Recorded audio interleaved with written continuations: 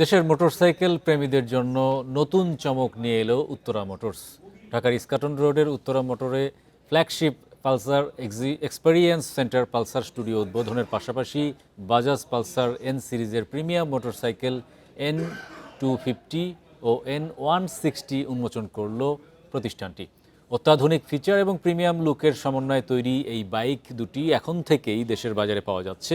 নতুন Pulsar studio দেশের motorcycle প্রেমীদের জন্য একটি গুরুত্বপূর্ণ মাইলফলক। এক্সক্লুসিভ ব্র্যান্ড এক্সপেরিয়েন্স জোন হিসেবে ডিজাইন করা এই পালসার স্টুডিওতে একই ছাদের নিচে সম্পূর্ণ পালসার লাইন আপ প্রদর্শিত হচ্ছে।